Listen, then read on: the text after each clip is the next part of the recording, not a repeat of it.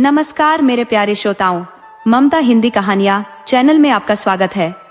आज मैं आपके लिए एक बहुत ही रोमांचक और रहस्य से भरी कहानी लेकर आई हूँ, जिसमें छल, कपट और अंत में सत्य की जीत को दिखाया गया है। आपसे निवेदन है कि हमारे चैनल को सब्सक्राइब करें और इस वीडियो को लाइक, शेयर और कमेंट करके अपना प्यार दें। आइए कहानी शुरू करते हैं। बहुत समय पहले की बात है। विजयगढ़ नाम का एक राज्य था। उसी राज्य में श्यामपुर नाम का एक गांव बसा हुआ था, जहां भोलानाथ नाम का एक बहुत ही सीधा साधा किसान रहता था। वह अपनी पत्नी रमा के साथ सुख से अपना जीवन बिता रहा था। भोलानाथ के पास खेती के लिए उपजाऊ जमीन थी और एक सुंदर फलों का बगीचा भी था। उसे दूध दही का बहुत शौक था, इसलिए उसने घर पर 4 भैंसें भी पाल रखी थी। घर में केवल 2 ही लोग थे, इसलिए उनके यहाँ दूध की कोई कमी नहीं थी, मानो दूध की नदी बहती हो। उस जमाने में गांवों में दूध दही कोई खरीदता नहीं था, क्योंकि लगभग सभी लोग किसानी करते थे और हर घर में गाय या भैंस जरूर होती थी। कोई बहुत ही आलसी व्यक्ति होता था जो जानवर नहीं पालता था, तो उसका काम भी आस पड़ोस वालों की मदद से चल जाता था। भोलानाथ का एक पड़ोसी था जिसका नाम चतुर्भुज था। वह बहुत ही आलसी और मक्कार था। उसके पास न तो अपनी जमीन थी और न ही कोई जानवर। फिर भी वह अपनी पत्नी के साथ गांव में बड़े आराम से रहता था और अपनी चालाकी से खाने पीने का इंतजाम कर लेता था। गांव के सभी किसान दिन भर अपने कामों में लगे रहते थे। शाम को जब वे थक हार कर घर लौटते तो उन्हें किसी से मिलने जुलने का समय ही नहीं मिलता था। वे अपने घर में ही आराम करते थे। लेकिन चतुर्भुज दिन भर खाली रहता था। वह दिन भर झूठी खबरें बनाता, किसी की चापलूसी करता तो किसी की बुराई करके अपना जुगाड़ बना लेता था। वह दीनदयाल के पास जाकर कहता, भैया, भोलानाथ से बचकर रहना, वह हर समय तुम्हारी बुराई करता रहता है। वह तुम्हारे पीछे हाथ धोकर पड़ा हुआ है।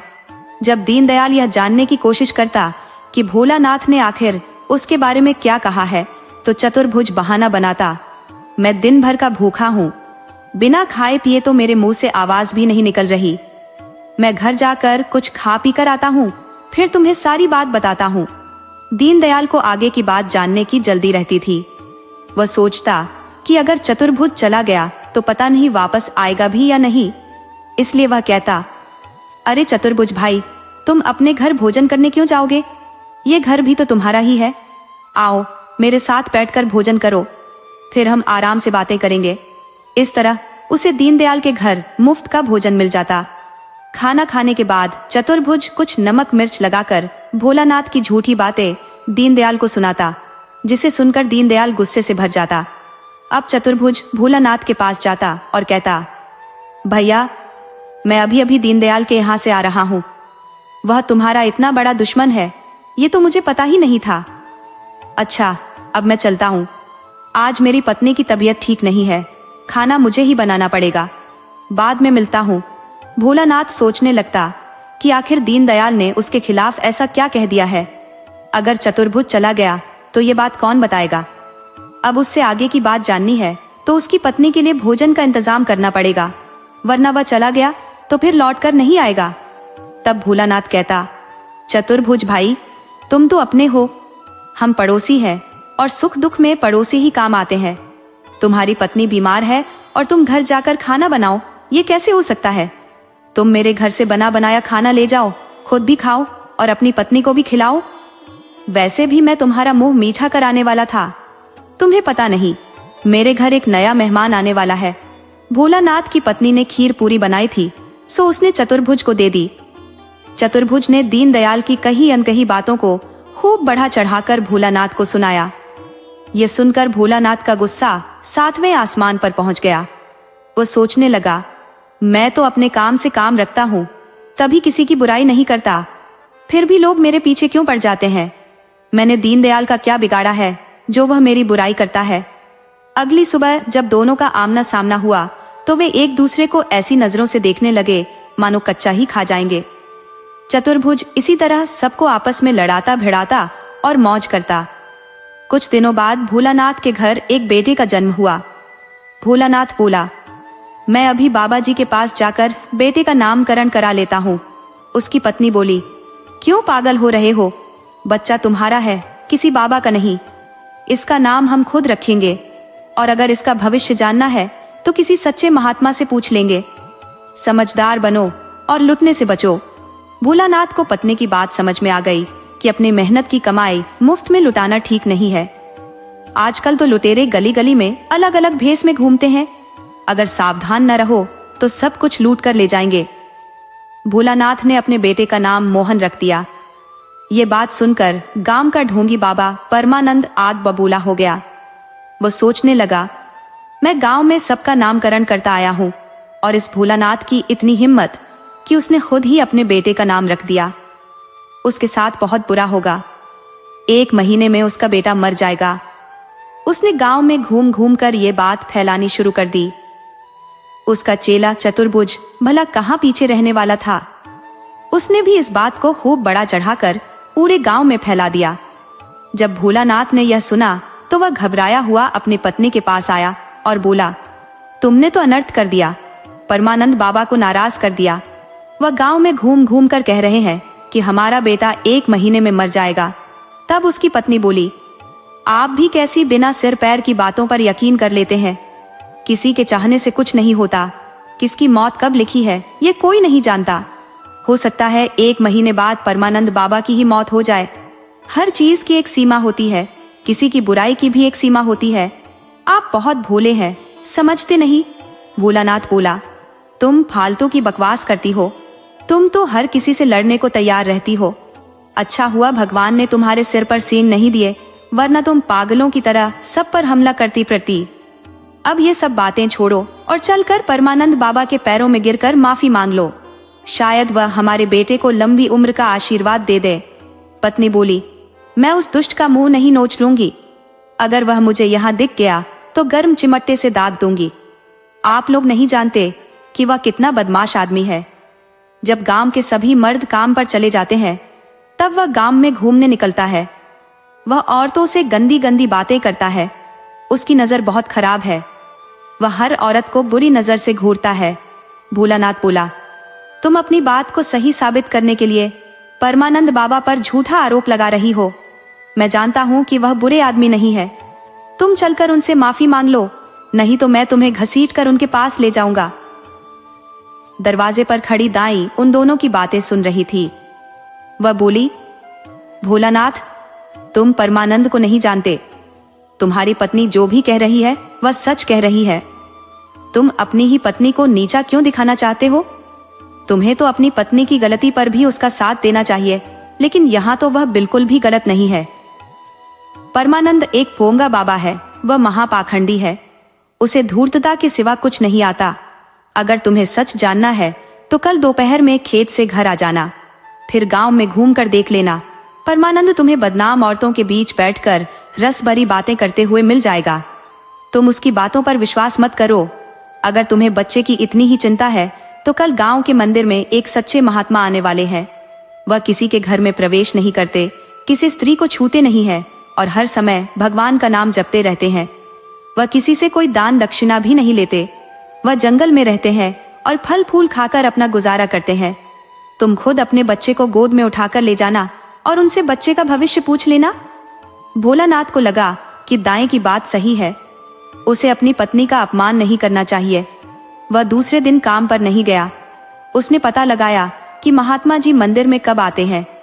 उसे पता चला कि महात्मा जी तो आधी रात में ही मंदिर आ गए थे और अब कुछ ही देर में जाने वाले हैं। भोलानाथ जल्दी से बच्चे को लेकर मंदिर पहुंचा। उस समय महात्मा जी के पास कोई नहीं था। भोलानाथ ने महात्मा से कहा, महात्मा जी, इस बच्चे का भविष्य देख दीजिए। हमारे गांव का परमानंद बाबा कहता है कि यह बच्चा 1 महीने में मर जाएगा। महात्मा ने बच्चे को बड़ी गौर से देखा और बोले, 1 महीने में इसका दुश्मन मरेगा। तुम फालतू की बातों को छोड़ो। इस बालक को 12 साल तक कोई खतरा नहीं है, लेकिन उसके बाद एक बहुत भयानक ग्रह है। इसकी अच्छी बुरी जिंदगी का फैसला तुम्हें करना होगा। 12वां साल इसकी जिंदगी का चौराहा है। अगर तुमने इसे एक रास्ता दिखा दिया तो यह 100 साल तक सुख से जीएगा, और अगर दूसरा रास्ता पकड़ा दिया तो इसकी आधी जिंदगी तो सुख से बीतेगी, लेकिन बाकी की आधी जिंदगी बुरे कामों में गुजरेगी और अंत में इसे भयानक मौत मिलेगी। इसलिए हर हाल में पहला रास्ता ही चुनना। इसका विवाह 12वें साल में ही करा देना। अगर तुम्हें सीधी तरह से पत्नी न मिले तो खरीद कर भी ला देना, मगर इसे कुंवारा हरगिज मत छोड़ना। आगे सब अच्छा होगा। अब इसका भला बुरा तुम्हारे हाथ में है। अब तुम घर जाओ। भोलानाथ घर आया और अपनी पत्नी से बोला, मुझे माफ कर दो। मैं उस परमानंद को ही बहुत बड़ा महात्मा समझ बैठा था, लेकिन मंदिर वाले महात्मा ने साफ कर दिया कि परमानंद एक ढोंगी है। उन्होंने बताया है कि हमारा बेटा नहीं मरेगा। भोलानाथ ने अपनी पत्नी को सारी बातें बताई। इधर भोलानाथ के बेटे के जन्म को 1 महीना पूरा हो गया था। परमानंद एक पेड़ के नीचे बैठकर कह रहा था, अब कुछ ही देर में भोलानाथ का बेटा मर जाएगा। वह एक औरत से पानी मांगकर पीने लगा कि पानी उसके गले में अटक गया। उसकी सांस उड़ती चलने लगी। सांस बाहर तो आ रही थी पर अंदर नहीं जा रही थी। थोड़ी ही देर में परमानंद तड़प तड़प कर मर गया। दूसरे के मरने की घोषणा करने वाला खुद ही मर गया। भोलानाथ को महात्मा की बात सच होती दिख रही थी। उन्होंने कहा था कि 1 महीने में उसके बेटे का दुश्मन मर जाएगा, और वह मर गया। उसने अपनी पत्नी से कहा, देखो महात्मा ने कहा है तो हमें हर हाल में बेटे का विवाह 12 साल में कर देना है। मैं तुम्हें यह बात इसलिए बता रहा हूं क्योंकि मुझे समय, दिन, तारीख, महीने, साल कुछ भी याद नहीं रहता। तुम गिनती करके रखना। बेशक बेटे का विवाह जल्दी हो जाए, पर समय सीमा नहीं बीतनी चाहिए। पत्नी बोली, आप इसकी चिंता छोड़ दीजिए, मैं ध्यान रखूंगी। अब यह बात औरतों की थी, और औरत के पेट में कोई बात ज्यादा देर तक नहीं टिकती। बात मन में हलचल मचा देती है तो औरत उस बात को अपनी सहेली या पड़ोसन को बताकर अपना मन हल्का कर लेती है। भोलानाथ की पत्नी ने अपने बेटे वाली बात अपनी पड़ोसन को बता दी, जो कि चतुर्भुज की पत्नी थी। पत्नी के जरिए यह बात चतुर्भुज को भी पता चल गई। ये सुनकर वह जल भुन गया कि भोलानाथ के बेटे का विवाह हो जाएगा। ये कैसे संभव है? उसकी पत्नी बोली, आप उसके बेटे की बात छोड़िए, अपने बारे में सोचिए। हमारी अपनी कोई औलाद नहीं हुई, जबकि आस पड़ोस की सभी औरतें बच्चों वाली हैं। किसी के 2 तो किसी के 3 बच्चे हैं, और मेरे पास एक बेटी भी नहीं है। अब आप यह धोखेबाजी और चुगली करना छोड़ दीजिए। आपका काम कोई अच्छा काम नहीं है। आप इस तरह कब तक अपना काम चलाएंगे? चतुर्भुज बोला, बुद्धिमान लोग अपनी अक्ल से खाते हैं। तुमने किसी पंडित को कभी काम करते देखा है? देखो कितने मजे से रहते हैं, सारी दुनिया उनके आगे झुकती है। पत्नी बोली, आप शायद उस दिन गांव में नहीं थे या सो गए होंगे, लेकिन मैं जागी हुई थी। मैंने परमानंद को तड़प तड़प कर मरते देखा है। बुरे काम का बुरा नतीजा मैंने अपनी आंखों से देखा है। चतुर्भुज बोला, तुम एक औरत हो, किसी एक बात को लेकर बैठ जाती हो। तुम्हें नहीं पता कि राजा भी बिना छल किए राजा नहीं बन पाते। समर्थ व्यक्ति को छल करने से कोई पाप नहीं लगता। मैं जो काम करता हूँ वह एक कला है, और अपनी कलाकारी दिखाकर मुफ्त में भोजन पा लेना कोई बुरा काम नहीं है। मैं हाथ की सफाई भी बहुत अच्छी तरह से जानता हूँ। उसकी पत्नी भी जानती थी कि चतुर्भुज एक ठग भी है। किसी को अपनी बातों में उलझाकर उसका सामान गायब कर देना उसके लिए बाएं हाथ का खेल था। वह अब अपने पति से ज्यादा नहीं उलझी। उसे पता था कि वह करेगा तो अपने मन की ही, मेरी तो कभी सुनता ही नहीं। तो करने दो इसे जो अच्छा लगे।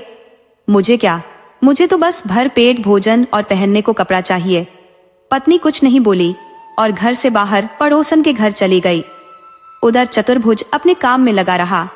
देखते ही देखते 10 साल का समय बीत गया।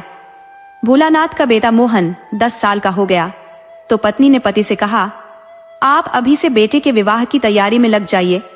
2 साल बीतने में ज्यादा समय नहीं लगेगा।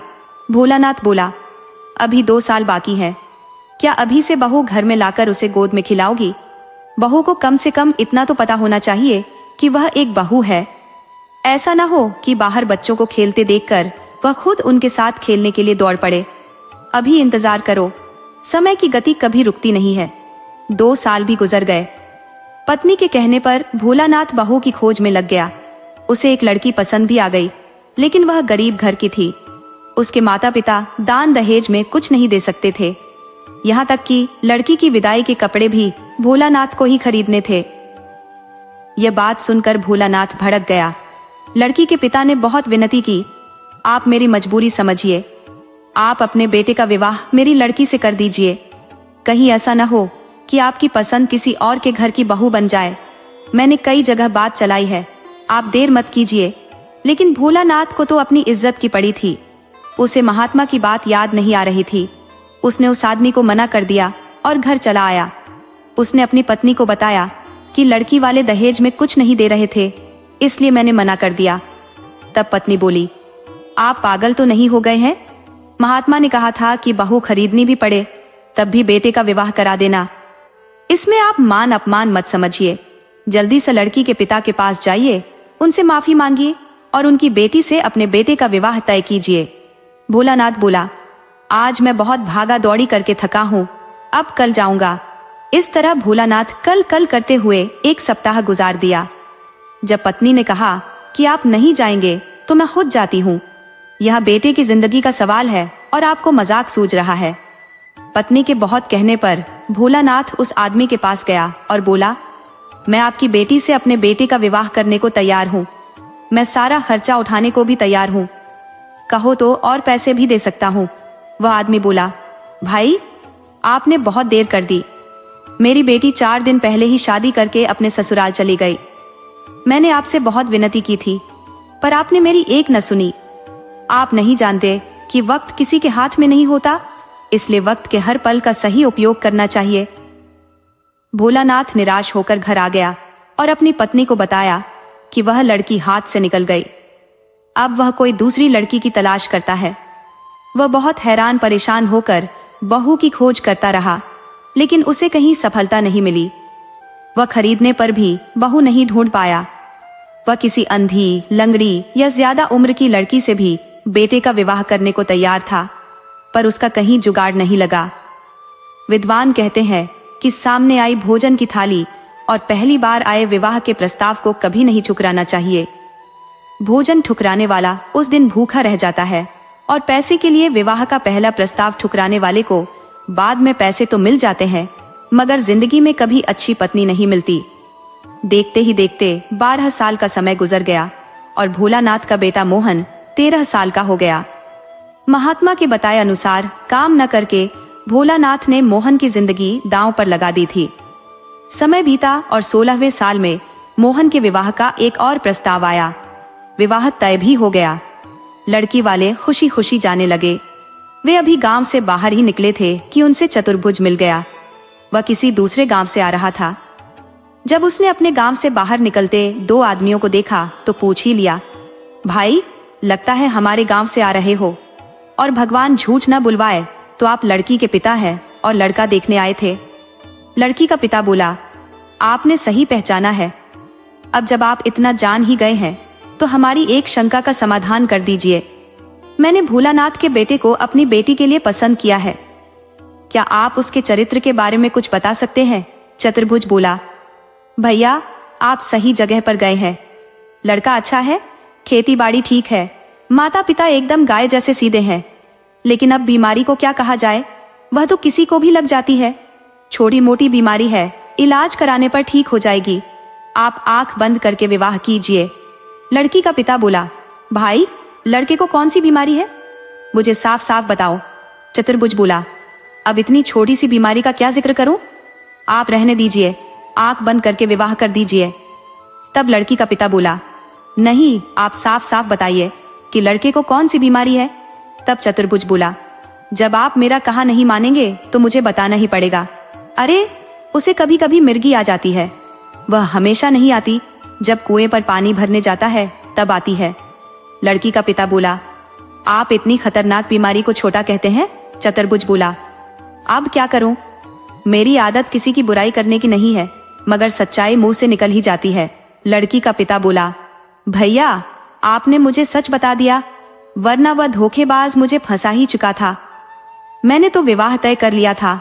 लड़की का पिता जल्दी से अपने गांव लौट गया। इधर चतुर्भुज को सुकून मिल गया था तो भोलानाथ फूला नहीं समा रहा था कि बेटे का विवाह हो जाएगा। इस तरह महीने गुजर गए, मगर लड़की वाले दोबारा नहीं आए। तो पता लगाने के लिए भोलानाथ खुद उनके गांव गया और पूछा, भाई क्या हुआ, आप लोग आए नहीं? तब उस घर वाले बोले, अरे धोखेबाज, तुम अपने बीमार बेटे का विवाह मेरी बेटी से कराना चाहते थे। हमने अपनी बेटी का विवाह दूसरी जगह करा दिया। वह अपने ससुराल चली गई है। भोलानाथ बोला, तुम्हें अपनी बेटी का विवाह कहीं और करना था, सो कर दिया, लेकिन मेरे बेटे पर कोई झूठा आरोप मत लगाओ। लड़की वाले बोले, तेरे बेटे को मिर्गी आती है? भोलानाथ बोला, खबरदार, जो मेरे बेटे को कुछ कहा तो मुझे लगता है कि तुम्हारी बेटी को ही कोई बीमारी थी। लड़की के घर वाले गुस्सा हो गए और उन्होंने भोलानाथ की पिटाई कर दी। भोलानाथ पिटकर घर आ गया। उसे समझ में नहीं आ रहा था कि यह अफवाह किसने फैलाई है। उसने अपनी पत्नी से कहा, तुम्हारी गांव में बहुत सहेलियां हैं, तुम औरतों में हमेशा बैठती उठती हो, तुम पता करो कि किसने मोहन का विवाह तुड़वाया है। पत्नी बोली, मैं पता कि बिना भी जानती हूँ कि यह काम चतुर्भुज का है। आप नहीं जानते कि गांव में जितने भी गलत काम होते हैं उसी का हाथ रहता है। आप उस दुष्ट से उलझने से अच्छा है चुपचाप अपने बेटे का विवाह गोपनीय तरीके से कर दीजिए। किसी को तब पता चले जब बहू घर में आ जाए। भोलानाथ बोला, मैं पता लगाता हूँ, अगर उस दुष्ट चतुर्भुज ने ऐसा किया है तो मैं उसकी खोपड़ी तोड़ दूंगा। स्त्री बोली, क्यों उस धूर्त से उलझने जाएंगे? आप अपना काम कीजिए, मैं जो कहती हूँ उतना ही कीजिए। इस तरह 1 महीना गुजरा कि फिर एक आदमी मोहन को देखने आ गया। दोनों तरफ से बात पक्की हो गई। वह किसी दूसरे गांव का था जो बहतड़ी नदी के पार था। बहतड़ी नदी का हाल भी बड़ा अजीब था। वह पल पल में अपना रंग बदलती थी। वह कभी सूख जाती तो अगले ही पल उसमें बाढ़ आ जाती। उस नदी में कोई नाव नहीं चलती थी तो लोग उसके सूखने पर ही उसे पार करते थे। वह आदमी चला गया और जाते जाते कह गया कि आकर लड़की देख लेना। भोलानाथ को डर था कि इस बार भी चतुर्भुज विवाह तुड़वा देगा, लेकिन भोलानाथ की पत्नी ने बताया, आप चिंता न करें, इस बार चतुर्भुज खुद संकट में है। उसके घर बेटी ने जन्म लिया है और उसकी पत्नी काफी बीमार है। वह उसी के इलाज में लगा हुआ है। इस वक्त वह सारी चालाकियां भूल गया है। चुगली का नतीजा सामने आ गया है, ठगी का परिणाम सामने है। 2 दिन बाद ही भोलानाथ और रमा बहू देखने उस गांव पहुंच गए। जब वे गए थे तो नदी सूखी थी। लड़की देखकर जब लौटे तब भी नदी सूखी थी तो वे उसे पार करने लगे, मगर दोनों का भाग्य खराब था। आधी नदी में पहुंचते ही बाढ़ आ गई और दोनों डूबकर बह गए। 2 दिन तक जब माता पिता का कोई पता नहीं चला तो मोहन ने पता किया। उसे जानकारी मिली कि उसके माता पिता नदी में डूब गए हैं। उधर चतुर्भुज की पत्नी भी मर गई। चतुर्भुज अब नवजात बच्ची का क्या करे? वह पत्नी के गम में पागल हुआ जा रहा था। वह उस लड़की को मोहन के पास ले आया और उसे देते हुए बोला, इसे रख लो। मोहन बोला, मैं इसका क्या करूंगा? तब चतुर्भुज ने अपने सारे गुनाह मोहन के सामने कबूल कर लिए। उसने बताया, मैंने तुम्हारा विवाह कई बार तुड़वाया है। 4-5 बार तो गांव के बाहर से ही लड़की वालों को लौटा दिया। उसी की सजा मुझे मिली है। अब मेरे पास कोई बड़ी लड़की तो है नहीं कि तुम्हें देकर अपने पाप का प्रायश्चित कर सकूं। अब मेरे पास यही है, इसे रख लो। इसे पाल पोस कर बड़ा कर देना और इससे विवाह कर लेना। मेरे पाप से मुझे मुक्ति मिल जाएगी। मोहन ने भी सोच लिया कि इस दुष्ट के लिए यही ठीक रहेगा, तो उसने लड़की को रख लिया। समय बीता और वह लड़की सयानी हो गई। मोहन उसे बचपन से ही समझाता आया था कि तू मेरी पत्नी है, तो वह भी यही मानती थी। जब मोहन 40 का हुआ तो वह 20 वर्ष की थी। उनकी जोड़ी बेमेल थी। गांव वालों ने भी इस बात का विरोध किया, जिसे तूने गोद में खिलाया, अपनी बच्ची की तरह पाला, उसकी गंदगी साफ की, तो उसका पालनहार है, पति नहीं। चुपचाप इसका कहीं विवाह कर दे, नहीं तो हम तुम्हारे खिलाफ पंचायत बैठाकर तुम्हें गांव से निकाल देंगे। मोहन तो उसके प्यार में पागल था। वह भी मोहन को अपना पति मानती थी और वे पति पत्नी की तरह ही रहते थे। जब से वह सयानी हुई थी, दोनों एक ही बिस्तर पर सोते थे। संयोग था कि कोई बच्चा नहीं हुआ था। मोहन की पत्नी, जिसका नाम अब कपिला था, ने ही मोहन को सलाह दी कि हमें गांव छोड़कर शहर में चलना चाहिए। तो दोनों एक दिन विजयगढ़ के लिए निकल गए। विजयगढ़ में राजा विलास चंद का राज था। वह दिन रात बुरे व्यसनों में डूबा रहता था। उसकी एक रानी थी, सुशीला, जो बहुत रूपवती थी, परंतु बहुत ही सीधी सादी, भोली और दयालु थी। राजा तो नर्तकियों के बीच रहता था, जो बहुत श्रृंगार करती थी। राजा को अपनी सीधी सादी रानी पागल लगती थी। रानी से राजा को एक राजकुमार, धर्मवीर, पैदा हुआ था, परंतु राजा का मन रानी और राजकुमार में नहीं था। वह एक चंचल और चतुर स्त्री से विवाह करना चाहता था, जिसे खूब मौज मस्ती पसंद हो। उधर मोहन अपनी पत्नी कपिला को अपनी बेटी बताकर राज दरबार में काम मांगने गया। राजा ने कपिला को देखते ही उस पर मोहित हो गया और उसके सामने विवाह का प्रस्ताव रख दिया। कपिला ने यह सुनहरा मौका हाथ से जाने नहीं दिया। वह राजा से बोली, मुझे आपकी रानी बनना मंजूर है, मगर मेरी एक शर्त है कि मेरे पिता हमारे साथ रहेंगे। मैं हमेशा अपने पिता के साथ रही हूँ। ये मेरे साथ महल में ही रहेंगे, मेरे कमरे के पास वाले कमरे में, ताकि मैं इनकी सेवा कर सकूं। राजा बोला, तुम्हारे पिता की सेवा के लिए मैं नौकर रख दूंगा। तब कपिला बोली, नहीं, माता पिता की सेवा बच्चों को ही करनी चाहिए। राजा को कोई ऐतराज नहीं हुआ। उसने मोहन के लिए भी व्यवस्था कर दी। वह राजा की दूसरी रानी बनकर महल में रहने लगी। कपिला को पता था कि बूढ़ा राजा संतान पैदा नहीं कर सकता, मगर वह अपने पुत्र को राजा का उत्तराधिकारी बनाना चाहती थी। तो वह अपने कथित पिता के पास आई, जो असल में उसका पति था। उससे बोली, अब हम जल्दी से 1-2 बेटे पैदा कर लेते हैं। हमें अपनी औलाद को इस राज्य का राजा बनाना है। राजा रानी के साथ रात को सोता तो था, मगर उसमें दम नहीं था। इस बात को राजा अच्छी तरह जानता था, मगर फिर भी दिखावा करता था। इस तरह दिन गुजरे। कोई 1 साल बीत गया तो छोटी रानी ने जुड़वां बच्चों विक्रम और विशाल को जन्म दिया। राजा बड़ी उलझन में पड़ गया कि ये बच्चे कैसे पैदा हो गए, जबकि उसने रानी के साथ कुछ किया ही नहीं। उसने रानी से पूछा, ये सब कैसे हुआ? तो रानी बोली, आप चिंता न करें और न ही कोई शक करे। ये बच्चे आपके ही हैं। आपने नहीं, मैंने खुद प्रयास किया है। आप राजा हैं, आप कैसे प्रयास कर सकते हैं? बस आपको इतना तो याद है ना कि मैं हर रात आपके साथ ही रही हूं। राजा ने दिमाग लगाया तो उसे यकीन हो गया कि रानी तो हर रात मेरे साथ ही रही है, तो इस पर शक करना बेकार है। राजा ने छोटी रानी के पुत्रों को अपना मान लिया और बहुत प्यार जताने लगा। वह छोटी रानी से भी बहुत प्यार करता था। राजा के पास अब 3 राजकुमार थे। बड़ा राजकुमार धर्मवीर बिल्कुल अपनी मां पर गया था, बहुत सीधा साधा था, और दोनों छोटे राजकुमार अपनी मां पर गए थे, बहुत चंचल और धूर्त थे। जब राजकुमार थोड़े बड़े हुए तो राजा ने तीनों को गुरुकुल में पढ़ने भेज दिया, परंतु दोनों छोटे भाई बड़े राजकुमार से बहुत जलते थे। एक दिन तो दोनों ने बड़े राजकुमार के हाथ पैर बांधकर उसे एक कुएं में फेंक दिया। संयोग से एक शिष्य ने यह देख लिया और गुरु को बताया। गुरुदेव, दोनों छोटे राजकुमारों ने बड़े राजकुमार को कुएं में फेंक दिया है। गुरुदेव दोनों राजकुमारों पर बहुत गुस्सा हुए और धमकी दी, आगे से ऐसी गलती की तो गुरुकुल से निकाल दिए जाओगे। मैं तुम लोगों की यह गलती राजा तक पहुंचाता हूं। गुरुदेव ने राजा से इस बात की शिकायत कर दी, मगर राजा पुत्र मोह में अंधा था। उसने दोनों राजकुमारों को डांटना भी ठीक नहीं समझा। धीरे धीरे समय बीतता गया। गुरुकुल की पढ़ाई पूरी करके तीनों राजकुमार राजभवन लौट आए। राजा के दरबार का नियम था कि बड़ा राजकुमार ही गद्दी पर बैठ सकता है, लेकिन राजा छोटी रानी के दबाव में था। राजा के मन में अपना उत्तराधिकारी बनाने का विचार कई दिनों से चल रहा था, परंतु वह निर्णय नहीं कर पा रहा था कि किसे बनाए। राजा चाहता था कि छोटी रानी के दोनों बेटों में से किसी एक को ही उत्तराधिकारी बनाए, और छोटी रानी का भी राजा पर यही दबाव था।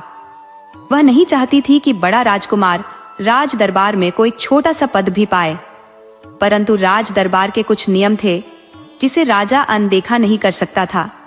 एक रात राजा सोया हुआ था तो उसने एक सपना देखा। सपने में एक सोने, चांदी, हीरे मोती का पेड़ था, जिस पर एक सुनहरा तोता बैठा था। जब तोता इंसानों की तरह हंसता तो वह पेड़ भी हंसने लगता, और जब तोता रोता तो पेड़ भी रोने लगता था। राजा की नींद अचानक खुल गई। राजा सोचने लगा कि यह कैसा अजीब सपना था।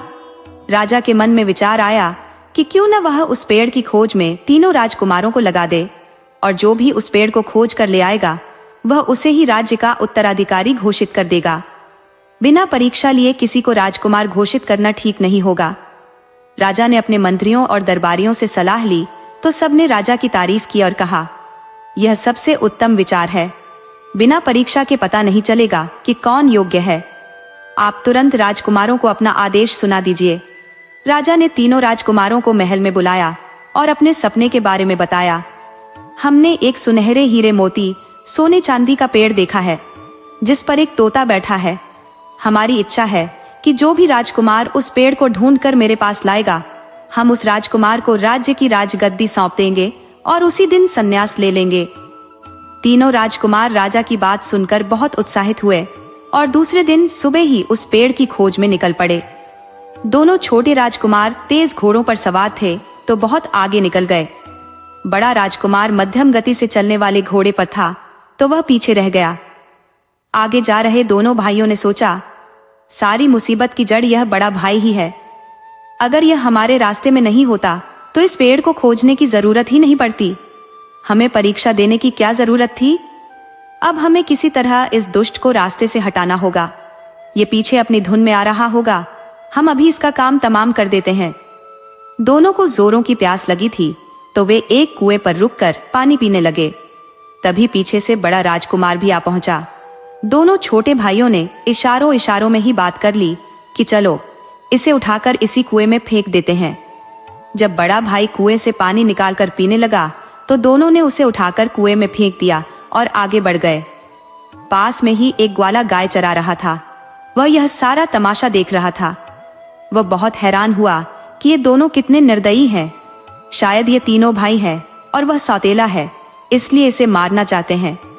ग्वाले ने दोनों के जाते ही कुएं के पास आकर रस्सी डालकर राजकुमार को बाहर निकाल लिया। ग्वाले ने राजकुमार से पूछा, आखिर आपके भाइयों ने आपको कुएं में क्यों धकेल दिया? तब राजकुमार ने बताया, ये दोनों मेरे सगे भाई नहीं बल्कि सौतेले भाई हैं और मुझसे मेरा अधिकार छीनना चाहते हैं। मेरे पिता ने एक पेड़ की तलाश करने के लिए भेजा है। जो भी उस पेड़ की तलाश करके राजा के पास ले जाएगा, राजा उसे गद्दी सौंप देंगे। आप जंगल में रहते हैं, जंगल की हर पेड़ के बारे में आपको पता होगा। क्या आपने कभी जंगल में सोने चांदी का बना सुनहरा पेड़ देखा है? तब ग्वाला बोला, राजकुमार, कहीं सोने चांदी का पेड़ नहीं होता। हमने आज तक नहीं देखा, मगर कहानियों में ऐसा होता है। मेरे दादा की कहानियों में सुनहरे पेड़ होते थे, एक सुंदर परी होती थी। अब यह सच में है या नहीं मैं नहीं जानता। वैसे पेड़ के बारे में कोई महात्मा ही बता पाएंगे। आगे जंगल में एक महात्मा तपस्या कर रहे हैं, आप जल्दी से उनसे मिलिए। राजकुमार महात्मा के पास गया और उनसे अपनी बात बताई तो महात्मा ने वैसे पेड़ की जानकारी देने में असमर्थता जताई और बोले, यहाँ से 5 कोस की दूरी पर मेरे गुरु तपस्या कर रहे हैं, वही इस तरह के पेड़ की जानकारी दे सकते हैं। राजकुमार उस गुरु के पास पहुंच गया। उन्होंने भी इस तरह के पेड़ होने से अनभिज्ञता जताई और बोले, आप मेरे गुरु के पास जाइए, वही सही जानकारी दे पाएंगे। वे यहाँ से थोड़ी दूरी पर एक गुफा में रहते हैं। राजकुमार बिना देर किए उस गुरु के पास पहुंच गया। उस गुरु ने राजकुमार को बताया, इस पृथ्वी लोक में तो वैसा कोई पेड़ नहीं है, परंतु परियों का एक अलग लोक है, तुम्हें वहीं इस तरह का पेड़ मिल जाएगा। राजकुमार बोला, महात्मन, मैं परलोक में जाऊंगा कैसे? महात्मा बोले, तुम मेरी सहायता से परिलोक में जाओगे। मेरे पास एक दिव्य मणि है, मैं वह मणि तुम्हें दे रहा हूं। तुम उसे गुप्त रूप से कहीं छुपा लो और उसके बाद तुम जो भी इच्छा करोगे, तुम्हारी हर इच्छा पूरी होती जाएगी। मगर ध्यान रहे, वापस आने पर वह मणि मुझे लौटा देना। राजकुमार ने वैसा ही किया। उसने परिलोक की इच्छा की तो वह परिलोक पहुंच गया। वहां उसे कोई रोकने वाला नहीं था। वहां उसे एक खूबसूरत परी मिली जो उसके स्वागत में पहले से ही आंखें बिछाए खड़ी थी। उसे राजकुमार का वर्षों से इंतजार था। वह राजकुमार से मिलने के लिए बेचैन थी।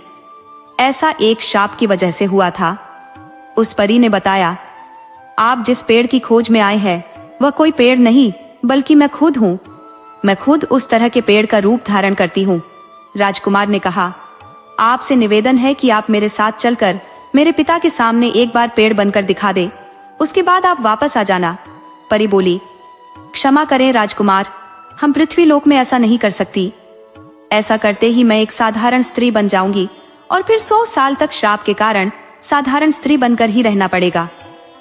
ये सुनकर राजकुमार बहुत उदास हो गया और बोला, मेरे भाग्य में राजा बनना नहीं लिखा है। मेरा दुर्भाग्य है कि बड़ा राजकुमार होते हुए भी मैं राजा नहीं बन पाऊंगा।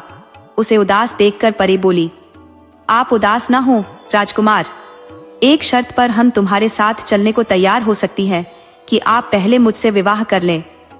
मैंने सुना है कि धरती लोक पर लोग कई स्त्रियों से दिल लगा लेते हैं और अपना मतलब पूरा होने पर उन्हें छोड़ देते हैं, लेकिन वहां विवाह हो जाने पर जीवन भर स्त्री का साथ निभाना पड़ता है। अगर मैं इसी तरह आपके साथ चली गई तो क्या पता कि साधारण स्त्री बन जाने पर तुम मुझे पहचानो ही ना।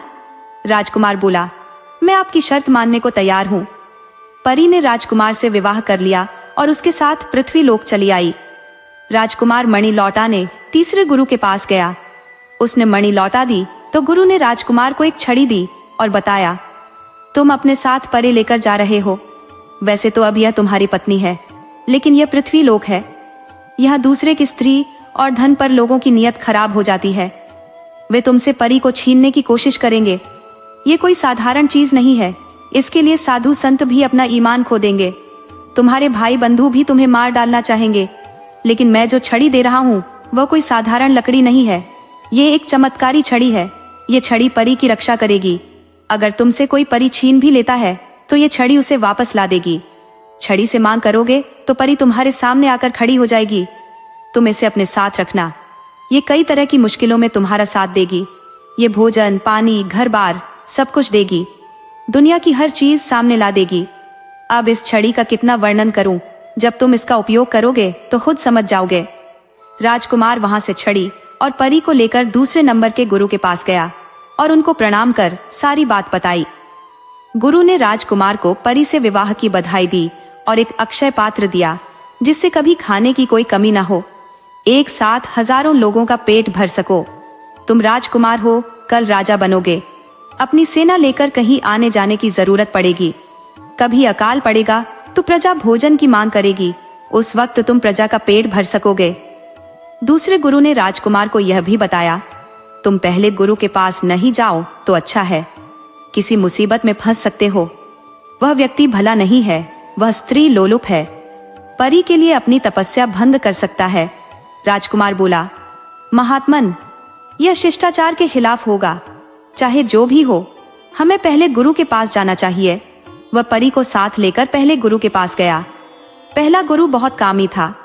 परी को देखते ही उसकी काम वासना जाग उठी। वह राजकुमार से बोला, आज की रात के लिए परी को मेरे पास छोड़ दो। राजकुमार बोला, महात्मन, यह तो मेरी पत्नी है, मैंने इनसे विवाह कर लिया है। महात्मा बोला, चाहे जो भी हो, आज की रात तुम्हें परी को मेरे पास छोड़ना ही होगा। राजकुमार परी को छोड़कर आगे बढ़ा। वह जानता था कि महात्मा हमारी परी का कुछ नहीं बिगाड़ पाएगा। वह जब आश्रम से बाहर निकला तो उसने छड़ी से कहा, मेरी परी को मेरे सामने लाओ। परी महात्मा के सामने से गायब हो गई और राजकुमार के सामने प्रकट हो गई। राजकुमार परी को लेकर आगे बढ़ा और चलते चलते वह उस कुएं के पास पहुंचा तो वहां पहले से उसके दोनों सौतेले भाई एक सोने चांदी का पेड़ किसी सुनार से बनवाकर घोड़े की पीठ पर लाद कर खड़े थे। दोनों ने देखा, अरे ये तो जिंदा है और साथ में एक सुंदर स्त्री भी है। तो दोनों के मन में पहले से ही राज्य की कामना तो थी ही। सुंदर परी को देखकर वे काम वासना से घायल हो गए। वे बड़े भाई से बोले, भैया, हमसे गलती हो गई थी जो तुम्हें कुएं में फेंक दिया था। अब हमें बहुत पछतावा हो रहा है। हम तुम्हारे चरणों में पड़कर माफी मांगना चाहते हैं। भोला राजकुमार उनकी बातों में आ गया और उनके सामने खड़ा हो गया। तो दोनों ने फिर से बड़े राजकुमार को कुएं में फेंक दिया और उसका अक्षय पात्र एक साधारण कटोरा समझकर और छड़ी को एक लकड़ी समझकर कुएं में फेंक दिया और परी को जबरदस्ती अपने साथ लेकर चलते बने। पहले वाला ग्वाला पास ही खड़ा सब देख रहा था। दोनों के चले जाने पर उसने राजकुमार को कुएं से बाहर निकाला। राजकुमार अपनी छड़ी और कटोरा लेकर बाहर निकला। उसने छड़ी से मांग की, मेरी पत्नी को मेरे सामने लाओ। परी तुरंत सामने हाजिर हो गई। उधर दोनों राजकुमार स्त्री के अचानक गायब हो जाने से हैरान रह गए। वे अपना सा मुंह लेकर राज दरबार को चले गए और राजा के सामने खरीदा गया पेड़ प्रस्तुत किया। परंतु राजा उस पेड़ को अपने सपने में देखे गए पेड़ से जरा भी मेल नहीं करा पाया। राजा बोला, बड़े राजकुमार को आ जाने दो, उसके बाद ही कोई निर्णय लिया जाएगा। उधर राजकुमार कुएं से निकलने के बाद ग्वाले को धन्यवाद दिया। उसने अक्षय पात्र से अच्छा खाना मांगा, ग्वाले को खिलाया, अपनी पत्नी को खिलाया और खुद भी खाया। वह ग्वाले से बोला, अब आपको यहाँ नहीं, राजमहल में जरूरत है। मैं अभी से आपको अपना मंत्री नियुक्त करता हूँ। कल को मेरा राजा बनना तय है। ग्वाला कहाँ एक चरवाहा से मंत्री का पद पा गया। उसने अपने एक सहयोगी को सारी गायें दान कर दी और बड़े राजकुमार के साथ राजमहल में आ गया। राजा बड़ी बेसब्री से राजकुमार का इंतजार कर रहा था। आते ही बोला, तुम पेड़ लाए हो? राजकुमार बोला, हाँ महाराज, लाया हूँ। उसने परी से कहा, पेड़ बनकर राजा को दिखा दो और वही दृश्य दिखाओ जो उस दिन राजा ने सपने में देखा था। परी ने अपने पति की आज्ञा मानकर उसी तरह का पेड़ बनकर राजा को दिखा दिया। राजा यह देखकर बहुत खुश हुआ। थोड़ी देर बाद परी साधारण स्त्री बन गई। परी ने ही राजा को बताया कि दोनों छोटे राजकुमारों ने किस प्रकार का व्यवहार हमारे पति के साथ किया था। तब दोनों छोटे राजकुमार बोले, यह स्त्री कुलक्षणी है, ये झूठ बोल रही है। इसके पास क्या सबूत है कि हमने बड़े राजकुमार को कुएं में फेंका था? तब ग्वाला बोला, मैं इस बात का गवाह हूँ कि तुम दोनों ने एक बार नहीं 2 बार बड़े राजकुमार को कुएं में फेंका था। राजा बोला, मुझे अब किसी गवाह की जरूरत नहीं है। तुम सबको अब असली राज मैं बताता हूँ। वास्तव में ये दोनों छोटे राजकुमार मेरे बेटे नहीं है, बल्कि एक धोखेबाज के बेटे हैं।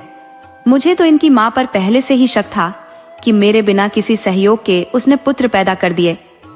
मेरी छोटी पत्नी लगातार मुझे धोखा दे रही थी। इसका पति इसका कथित बाप है।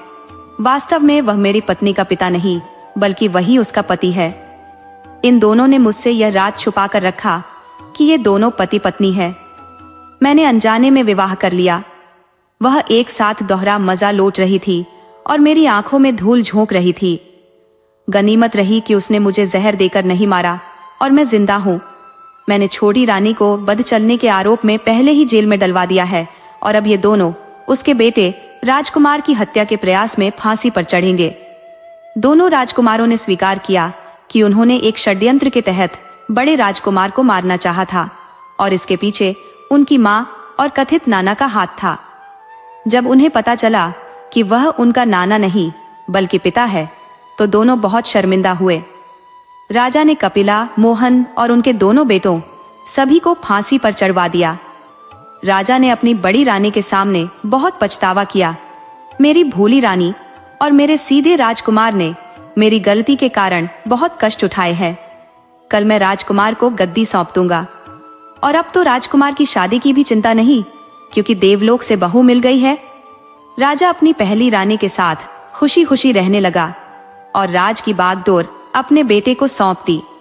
परी रानी बनकर महल में रहने लगी। अब वह परी नहीं बल्कि पृथ्वीलोक की एक स्त्री थी। इस कहानी से हमें यह सीख मिलती है कि छल और धोखे का रास्ता अंत में विनाश की ओर ही ले जाता है। सत्य और धर्म का मार्ग कठिन हो सकता है, पर विजय हमेशा उसी की होती है।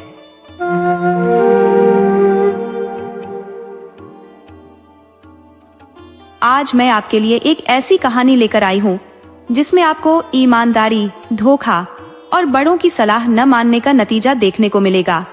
ये कहानी एक सेठ और उसके बेटे की है, जो अपनी अपनी यात्रा में सीखते हैं कि बेईमान लोगों से निपटना कितना मुश्किल होता है और जंगल का सफर कितना खतरनाक हो सकता है।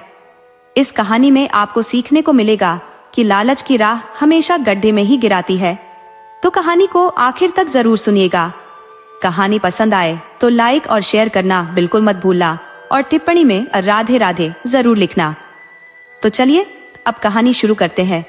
पुराने जमाने में एक नगर था धर्मपुर, जहां दामोदर दास नाम का एक व्यापारी रहता था। उसके साथ उसकी पत्नी और उसका 12 बरस का पुत्र मोहन रहा करता था। दामोदर दास का व्यापार नगर की अपेक्षा गांवों पर आधारित था। वह दूर दूर के गांवों तक अपना सामान बेचा करता। गांव के लोग काफी ईमानदार होते थे। वह बेशक गरीब थे, मगर उधारी कभी नहीं रखते थे। तो दामोदर दास एकमात्र व्यापारी था जो गांव के लोगों पर दिल खोलकर भरोसा करता था और उधारी दे देता था। उससे उधारी लेने नगर से 30 कोस दूर से भी लोग आ जाते थे, तो वह इनकार नहीं करता था। वह उन ग्रामीणों को कभी निराश नहीं लौटाता था, उन्हें उधारी दे देता था। मगर जब किसानों के पास अन्न हो जाते तो किसान भी पूरी ईमानदारी से दामोदर दास सेठ का उधारी चुका जाते थे। मगर उन ईमानदार ग्रामीणों में भी कुछ बेईमान हुआ करते थे, जो उधारी ले तो लेते थे, मगर चुकाने के नाम पर उनकी नानी मरने लगती थी। दामोदर दास नगर में बैठकर इंतजार करता रहता, मगर फसल कटाई के महीनों समय निकल जाने के बाद भी जब मक्कार किसान उधारी लौटाने नहीं आते तो खुद दामोदर दास को उनके पास जाना पड़ता। कुछ तो लाज लिहाज से पैसे वापस कर देते, तो कुछ इतने बदमाश होते कि दामोदर दास को देखकर घर में छिप जाते और पत्नी बच्चों से कहलवा देते कि पिताजी घर में नहीं है। अब दामोदर दास 10 कोस दूर जाता और फिर वापस लौट आता तो वे खुश होते कि अब सेठ दोबारा नहीं आएगा। मगर दामोदर दास उधारी नहीं छोड़ने वाला था। वह दूसरे या तीसरे दिन जरूर पहुंच जाता और घर के इधर उधर दूसरी जगह से छिप कर देखता रहता, और जब वह आदमी निश्चिंत हो घर से निकलता तब उसे पकड़ लेता। अब लाख बहाने बनाने के बाद भी दामोदर दास उधारी वसूल कर ही लेता। उधर एक गांव था किशनपुर, जहां एक बहुत ही बेईमान आदमी रहता था जिसका नाम भोला राम था। वो जिस किसी का उधार ले लेता कभी नहीं लौटाता था। उधारी लेते वक्त पालतू कुत्ते की तरह आगे पीछे दुम हिलाने लगता था, मगर जब उधारी चुकाना होता तो शिकारी आवारा कुत्ता बन जाता था। सेठ दामोदर दास से भी वह उधारी ले लिया था, मगर वह देने के लिए लिया ही नहीं था। दामोदर दास ने देखा कि भोला राम तो 3 महीने बाद भी पैसा चुकाने नहीं आया है, तो विचार किया कि चलकर उसके गांव किशनपुर से पैसा वसूल लाता हूं। किशनपुर धर्मपुर से 20 कोस की दूरी पर था। बीच में एक 5 कोस का घना जंगल भी था जिसे पार करके जाना होता था। वह जंगल कोई बड़ा नहीं था, मगर काफी खतरनाक था। उसमें जंगली जानवर कम रहते थे, मगर इंसानी जानवर बसेरा बना ली थे। उस जंगल में 3-4 चोर रहा करते थे, जो दिन में तो छिप कर रहते थे, मगर रात होते ही राहगीरों को बेरहमी से लूट लेते थे। यहाँ तक कि सामान नहीं देने वालों की हत्या कर देने में पीछे नहीं हटते थे। इस बात की जानकारी दामोदर दास को थी, तो वह हमेशा दिन के वक्त ही जंगल को पार करता। उसकी कोशिश रहती कि जंगल पार किसी बदमाश आदमी को उधारी दी ही नहीं जाए, क्योंकि कौन जाएगा उतना दूर वसूली करने। मगर भोला राम ने माया जाल फैलाकर रोग आकर दामोदर दास से उधारी ले लिया था। अब दामोदर दास को वह 3 महीने बीत जाने के बाद भी पैसा वापस नहीं किया था, तो दामोदर दास से रहा नहीं गया। वह सोच लिया कि मुझे भोला राम से पैसा वसूलना चाहिए, वरना वह बेईमानी कर गया तो लोगों में इसकी आदत पड़ जाएगी। हालांकि जब सेठ किशनपुर जाने को हुआ तो उसकी पत्नी ने मना कर दिया कि आप वहां जाकर सिर्फ अपना वक्त बर्बाद करेंगे। बेईमान लोग पैसा नहीं देने वाले, ऊपर से जंगल का खतरा है। आप मेरी मानो तो यही नगर में ही अपना कारोबार करो, आसपास के गांवों तक व्यापार करो, मगर बहुत दूर जाकर व्यापार करोगे तो नुकसान ही होगा। क्या जरूरत है बहुत ज्यादा कमाने की? हम थोड़े में भी गुजारा कर सकते हैं, और फिर हमारा कोई बहुत बड़ा परिवार नहीं है, हम कुल मिलाकर 3 लोग ही हैं। दामोदर दास बोला कि भाग्यवान, हम व्यापारी हैं, कम में संतोष नहीं कर सकते। एक अच्छे व्यापारी को उतना तो कमा ही लेना चाहिए कि उसकी 1-2 पीढ़ी निकम्मी भी हुई तो कोई फर्क न पड़े। लोग अपने लिए कम और अपनी औलाद के लिए ज्यादा कमाते हैं, और मैं सिर्फ तगादा करने जा रहा हूँ। वहां कोई लड़ाई थोड़े ही करनी है, दे दिया तब भी ठीक, नहीं दिया तब भी ठीक। हम अब आइंदे से इस बात का ध्यान रखेंगे कि जंगल पार गांव में उधारी नहीं देंगे, अपना कारोबार इधर ही रखेंगे। अब हम भी चाहते हैं कि व्यापार गांव को छोड़कर नगर में ही करें। गांव की अपेक्षा नगर का व्यापार बहुत आसान है। यह किसी एक आदमी को नहीं, बल्कि व्यापारी को उधार देना पड़ता है, और वह समय पर दे देता है, मगर कमाई बहुत कम होती है, जबकि गांव से हम ज्यादा कमा लेते हैं। अब हमें ज्यादा की लालच छोड़नी पड़ेगी। दामोदर दास किशनपुर के लिए निकल गया। उसे वहां जाने में शाम हो गई। हालांकि वह जंगल तक तांगे से गया था, मगर जंगल घना होने के कारण उसमें तांगे का रास्ता नहीं था, तो जंगल में लोग पैदल ही यात्रा करते थे। दामोदर दास पैदल ही जंगल पार कर गया। शाम तक वह किशनपुर चला गया। उस गांव में कई लोग थे जो दामोदर दास के परिचय के थे, मगर दामोदर दास सीधे भोला राम के पास गया कि आज रात उसके घर ही निवास करूंगा, सुबह में उसे उधारी याद दिलाऊंगा। मगर उसे अपनी पत्नी की कही बात याद आई, कभी भी उधारी वसूलने वाले के घर नहीं ठहरना चाहिए, वरना धोखा हो सकता है। तो दामोदर दास ने विचार किया कि पहले हम भोला राम से मिलकर वसूली करते हैं, ठहर तो हम दीनदयाल के भी घर जाएंगे। तो दामोदर दास पहले भोला राम के घर चला गया, तो भोला राम ऐसे मिला जैसे दामोदर दास को देखा ही नहीं हो। दामोदर दास बोला कि भाई भोला राम, मुझे पहचानते हो? भोला राम ने बहुत गौर से देखा और बोला, नहीं भाई, मैंने आपको कहीं नहीं देखा है। आप कहाँ के हो और मेरे पास क्यों आए हो? दामोदर दास बोला कि जब आप मुझे पहचानते ही नहीं हो तो फिर आपसे बात क्या करना। अच्छा, मैं चलता हूँ। वह लौटने को हुआ तो भोला राम बोला कि अरे, जा कहाँ रहे हो? पहले यह तो बताओ कि तुम कौन हो और मेरे पास क्यों आए थे। तब दामोदर दास बोला कि भोला राम, तुम मुझे अच्छी तरह जानते हो, फिर भी बेईमानी पर आ गए हो तो मैं उसके लिए कुछ नहीं कहता। अब बात को यहीं खत्म करो और अपना काम करो। भोला राम बोला, कैसी बेईमानी? तुम कोई ठग तो नहीं हो? दामोदर दास बोला, अब तुम मुझे कुछ भी कह सकते हो, मुझे ठग भी कह सकते हो, मगर असली ठग कौन है ये तुम खुद जानते हो। जब तुम भूखे मर रहे थे, तेरे पास न तो कुछ खाने को था, न खेत में फसल लगाने के पैसे थे, तब दांत निपोड़ कर मेरे पास उधारी लेने धर्मपुर आए थे। मैंने तुम्हें 100 चांदी के सिक्के नकद दे दिए थे, मगर तुम उसे भूल गए हो तो कोई बात नहीं। भोला राम बोला कि तुम कोई पागल तो नहीं हो? मैंने कभी किसी से कोई उधारी नहीं लिया है। किसने देखा है कि हमने तुमसे उधारी ली है? तब दामोदर दास ने बताया कि दीनदयाल और भिखारी ने तुम्हें पैसा लेते देखा है, तुम उनके सामने मेरे से पैसा लिए हो।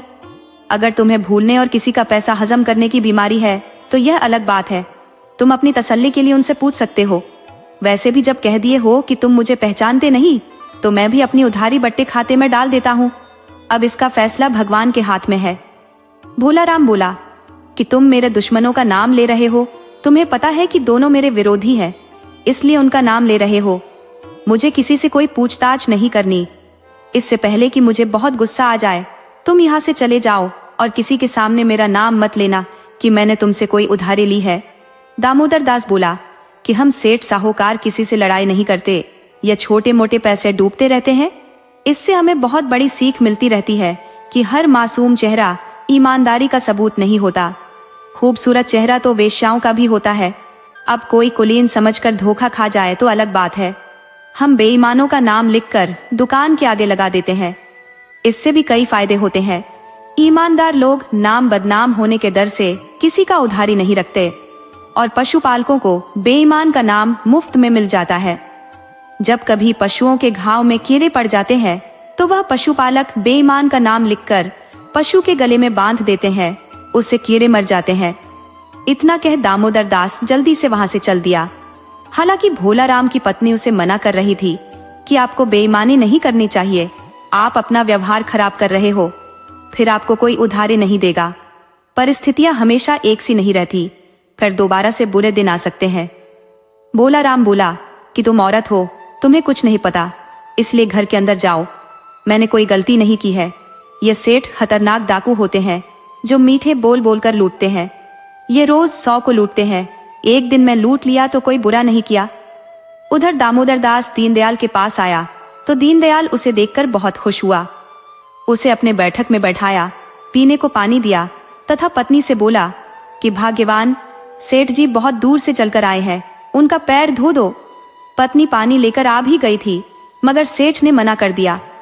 बोला कि बहन, तुम्हें पति के अलावा दूसरे के पैर नहीं धोने चाहिए। आप घर के अंदर जाओ, मैं खुद अपना पैर धो लूंगा।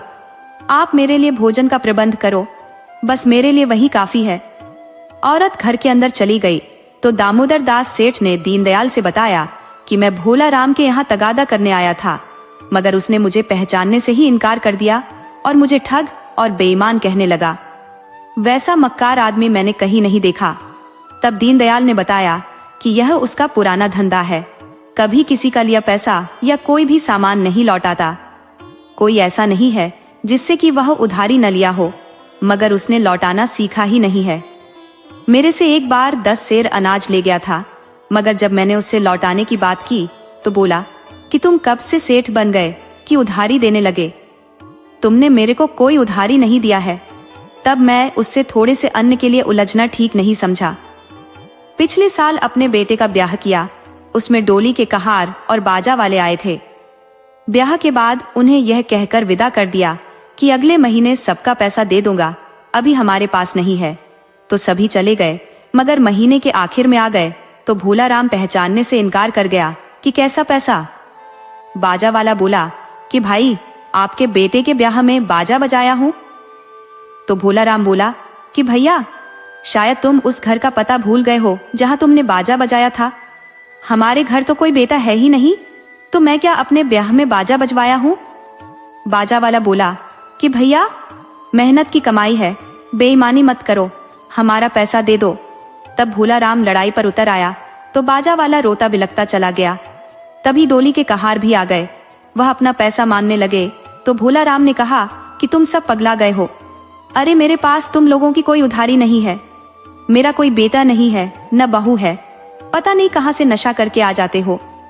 कहार बोले कि देखो, बेईमानी मत करो, हम बहुत मेहनत से आपके बेटे को डोली में उठाकर उसकी ससुराल ले गए हैं और तुम्हारी बहू को ले आए हैं। हम कोई खैरात में कुछ नहीं मांग रहे। तब भोला राम ने उनसे झगड़ना शुरू कर दिया तो कहार चले गए। मगर उसमें एक बूढ़ा कहार था जो बीमार था। वो रोकर गया और बोला कि भगवान इंसाफ कर देना। फिर क्या था, दूसरे दिन ही इंसाफ हो गया। भोला राम का बेटा पगला गया और इतना पगलाया कि पागलपन में कहीं चला गया। 1 महीने बाद उसकी औरत किसी लुच्चे लफंगे के साथ भाग गई। उसके बाद रोग आकर आपसे उधार लिया था, मगर इसकी मक्कारी की आदत नहीं छूटी। आपको भी पहचानने से इनकार कर दिया। कुत्ते की दुम कभी सीधी नहीं हो सकती। मुश्किल वक्त में अपनी इज्जत ढकने के लिए 1-2 मिनट के लिए भले सीधी कर ले, मगर उसके बाद तो वह टेढ़ी ही रहती है। चाहे उसकी इज्जत सरेआम जाती रहे, कोई फर्क नहीं पड़ता। भोला राम की हाल उस कुत्ते की तरह है। आप बड़े व्यापारी हो, इन बेईमानों को भूल जाओ और आगे ध्यान रखो कि उधारी सिर्फ भरोसेमंद आदमी को दो, किसी नए को तो बिल्कुल नहीं। दीनदयाल ने बताया कि भोला राम का संबंध जंगल के चोर बदमाशों से भी है, तो आप बहुत संभल कर वापस जाना। वह आप पर हमला करा सकता है, चोरों से आपको लुटवा सकता है। दामोदर दास सेठ बोला कि भाई दीनदयाल, हमने अपने साथ कुछ नहीं लिया है और यहाँ कोई तगादा किसी के यहाँ बाकी भी नहीं है, और फिर दिन में ही हमें जंगल पार कर जाना है। मुझे नहीं लगता कि कोई खतरा है। दीनदयाल बोला, फिर भी आप सावधानी से जाना, रास्ता बदल कर जाना। सेठ बोला, ठीक है, मैं बहुत सावधानी से जाऊंगा। उधर भोला राम सोच रहा था कि साला सेठ यदि मेरा नाम बेईमानों की सूची में लिखकर टंगवा देगा तो मेरी तो बदनामी हो जाएगी। दामोदर दास के पास इधर 10-20 गांव के आदमी आते जाते रहते हैं, सभी जान जाएंगे कि मैं बेईमान हूँ। सेठ साला अभी हमारे गांव में ही रुका है। मैं शेरा डाकू से मिलकर जंगल में साले को मरवा देता हूँ। न जिंदा वापस नगर जाएगा, न मेरा नाम लिखकर अपनी दुकान में लटकाएगा।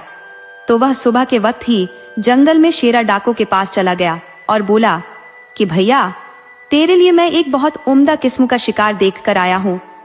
धर्मपुर का दामोदर दास सेठ हमारे गांव में आया हुआ है। वह इस वक्त आसपास के गांवों से 1000 से ज्यादा सोने का सिक्का उधारी में वसूल किया है। अब वह 1-8 घंटे में ही जंगल के रास्ते अपने नगर को वापस जाने वाला है। तुम उसे शिकार बना लो, जरूरत पड़े तो उसे मार डालो। डाकू बोला कि भोला राम भाई, तुम जानते हो कि मैं दिन के वक्त चोरी नहीं करता, कहीं पकड़ में आ गया तो लेने के देने पड़ जाएंगे। भोला राम बोला कि आप घबराते काहे हो, आप जैसा सोचते हो वैसी बात नहीं है। इस सुनसान जंगल में हर वक्त कोई मौजूद थोड़े ही रहता है, और फिर तुम उसका पीछा करना और एकांत पाकर हमला कर देना। इतने पैसे मिल जाएंगे कि 1-2 साल तक फिर चोरी करने की जरूरत ही नहीं पड़ेगी। अब हर वक्त चोरी करना क्या तुम्हें अच्छा लगता है? छोटी छोटी चोरी में खतरे ज्यादा रहते हैं, जबकि बड़ी चोरी में एक बार साहस की जरूरत होती है। तुम ऐसा मौका छोड़ दोगे तो बहुत पछताओगे। भोला राम इतना कह वापस आ गया तो शेरा सोचने लगा कि भोला राम ठीक कह रहा है। अगर हम उस सेठ को लूट लेते हैं तो फिर आराम से 1 साल तक अपने घर भी रह सकेंगे। ये विचार कर शेरा सेठ के आने का इंतजार करने लगा। चोर एक भिखारी का भेष बनाकर रास्ते में बैठ गया तो सेठ ने भी कोई दूसरा रास्ता नहीं चुना।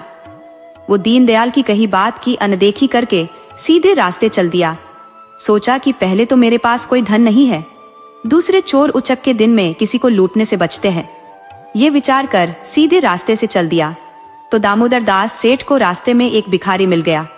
वह बोला कि सेठ जी, अच्छा हुआ आप मिल गए, मैं अकेले जंगल में जाने से घबरा रहा था। जंगल में 2 आदमी को जरूर साथ चलना चाहिए। सेठ बोला कि ठीक है भाई, चलो, मैं कोई मना थोड़े ही कर रहा हूँ। तुझे अपने पैर से चलना है, मुझे भी अपने पैर से चलना है, कोई कंधे पर बैठाकर थोड़े ही ले जाना है। तो वह भिखारी बना चोर सेठ के पीछे पीछे चलने लगा। हालांकि सेठ भिखारी से चौकन्ना हो दूरी बनाकर चल रहा था। उसे लग रहा था कि भिखारी कोई बदमाश भी हो सकता है, तो वह तेजी से चल रहा था। मगर भिखारी कोई भिखारी नहीं था, वह भी सेठ के पीछे 4 कदम की दूरी पर चल रहा था। वो सेठ से इधर उधर की बातें करना चाहता था, मगर सेठ बिना कोई जवाब दिए चल रहा था। तभी भिखारी ने कुल्हाड़ी निकाल सेठ पर हमला कर दिया। सेठ के सिर में एक कुल्हाड़ी लगी और सेठ वहीं गिर पड़ा। चोर ने सेठ का थैला लेकर भाग गया। हालांकि थैले में कुछ भी नहीं था। सेठ जंगल में अधमरा होकर छटपटा रहा था। तभी उधर से एक आदमी आ गया। वो जंगल के बाहर एक किनारे पर घर बनाकर पत्नी और एक 10 बरस की बेटी के साथ रहता था। वह जब एक सेठ को घायल अवस्था में देखा तो समझ गया कि दिन के उजाले में चोर ने इस पर हमला किया है और इसका धन लेकर भाग गया है। वो आदमी सोचने लगा कि मैं इसे इस अवस्था में छोड़ दिया तो मर जाएगा, इसका उपचार सबसे पहले जरूरी है। उसकी पत्नी एक वैद्य की बेटी थी। वो जड़ी बूटियों का अच्छा ज्ञान रखती थी। तो वो सेठ को उठाया और अपने घर ले गया। वह पत्नी से बोला कि इस आदमी पर किसी चोर ने हमला कर इसका सामान लूट लिया है और इसको बुरी तरह घायल कर दिया है, तुम जल्दी इसका उपचार करो। औरत ने बिना देर किए उपचार शुरू कर दिया, मगर सेठ को बहुत ज्यादा चोट लग गई थी। उसे होश आने में 1 सप्ताह लग गए। सेठ इतना कमजोर हो गया था कि वो खुद से चल भी नहीं सकता था। उस आदमी की पत्नी ने बताया कि सेठ जी को ठीक होने में 1 से 2 महीने भी लग सकते हैं। अभी इन्हें आराम की जरूरत है, इन्हें आराम करने दीजिए। दोनों पति पत्नी जंगल से बाहर थोड़ा बहुत खेती करते थे और जंगल में से औषधि चुनकर कभी कभी नगर में बेच दिया करते थे। यही उनकी दिनचर्या थी। दोनों जब काम पर चले जाते तो सेठ की सेवा, उसकी देखरेख उनकी छोटी सी बेटी करती। उधर सेठ की पत्नी सेठ के वापस नहीं लौटने पर काफी परेशान थी। वह अपने मुनीम को किशनपुर दीनदयाल के पास पता लगाने के लिए भेजी कि सेठ जी आए थे या नहीं आए थे। तब दीनदयाल ने बताया कि वह आए थे, मेरे घर ठहरे भी थे, मगर सुबह में चले गए थे। क्या वह अब तक घर नहीं लौटे हैं? तब मुनीम बोला कि भैया, मुझे क्या पागल कुत्ते ने काटा है जो सेठ के घर में रहते हुए इतनी दूर पता लगाने आ जाता। सेठ जी घर नहीं गए हैं, आप लोग उन्हें पता लगाओ कि सेठ का क्या हुआ। वो इतना कह नगर लौट आया और सेठानी को बताया कि सेठ जी दीनदयाल के पास ही ठहरे थे, मगर सुबह में घर के लिए चल दिए थे। इस बात की खबर भी मैं कई लोगों से लगा लिया हूँ।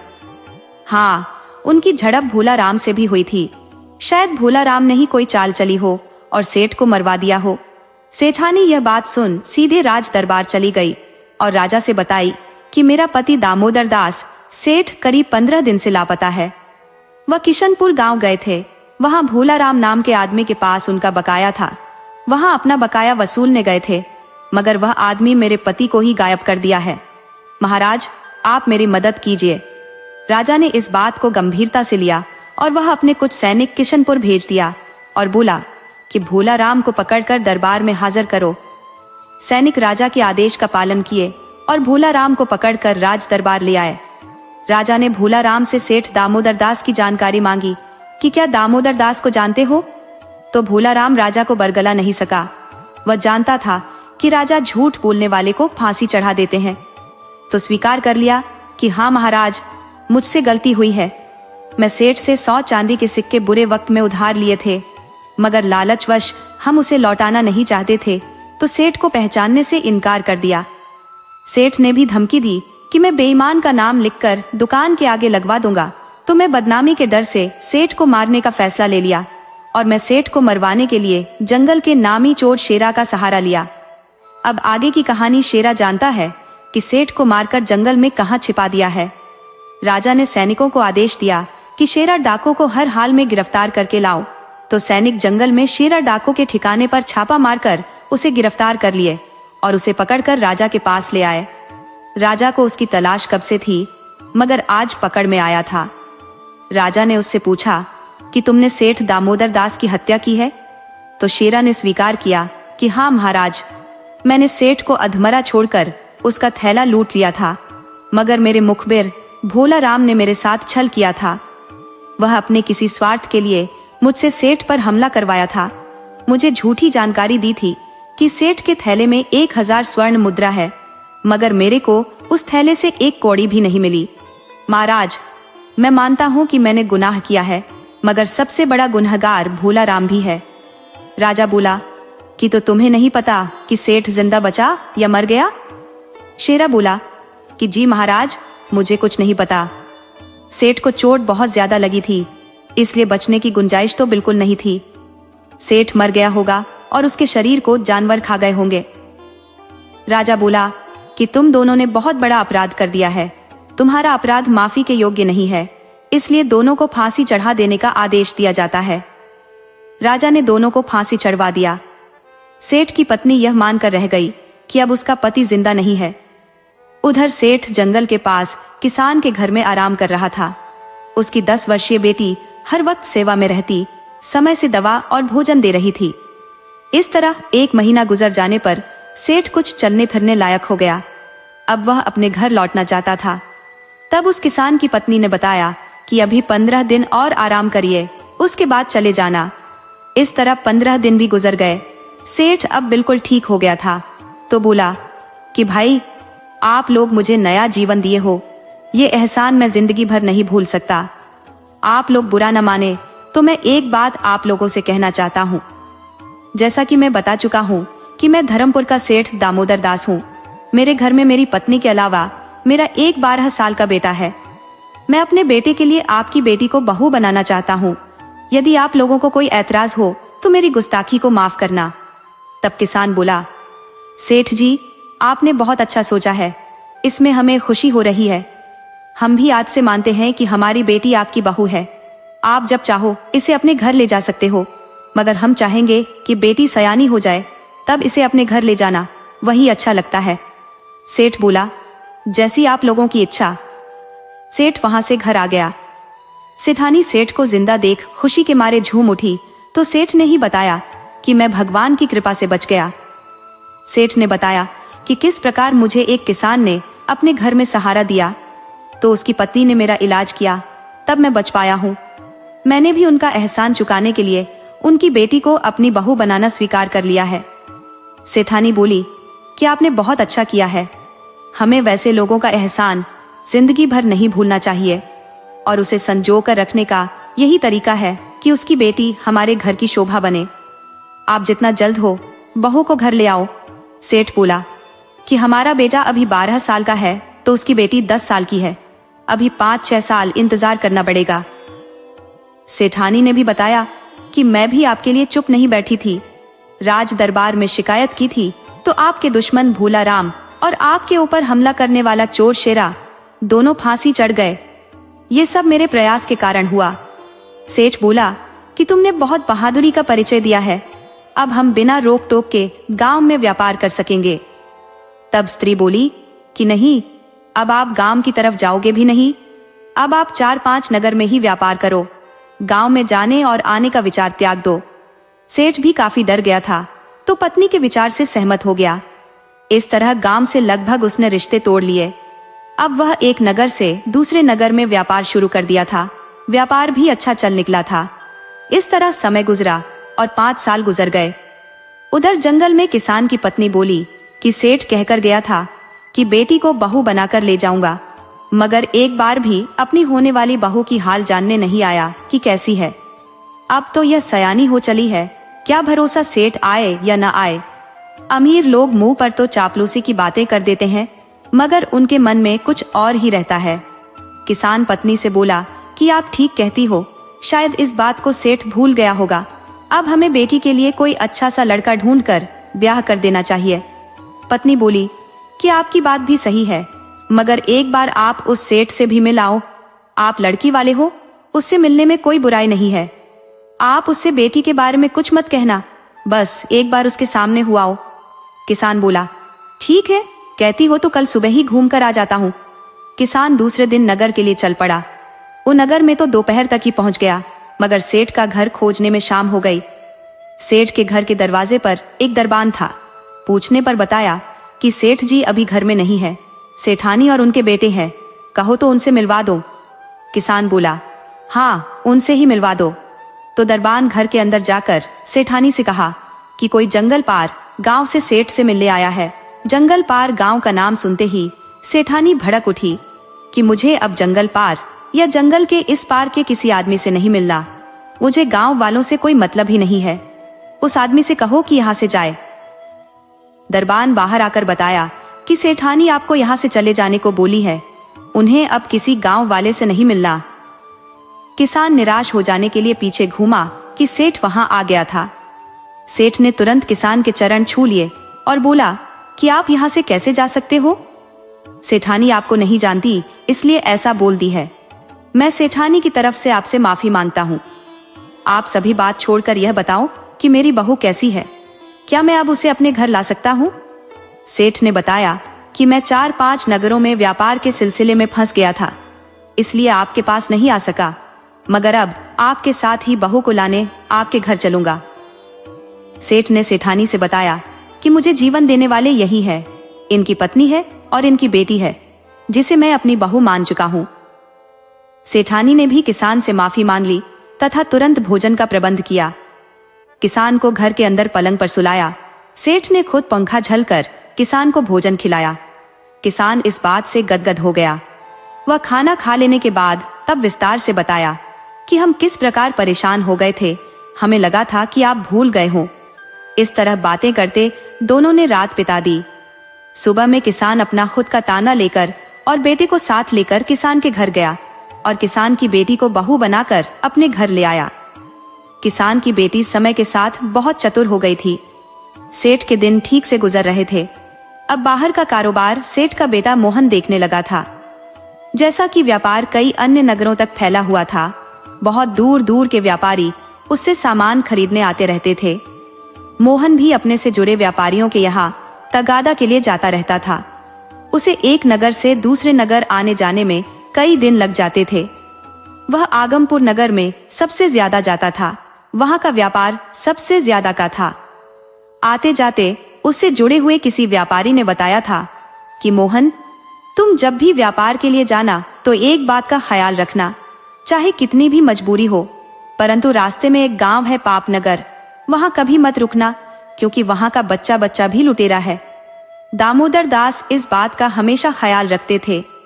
वह गांव नगर जाते वक्त रास्ते में ही पड़ता था, तो दामोदर दास पहले से भुक्तभोगी थे, दूध का जला छाछ भी फूंक कर पीता है।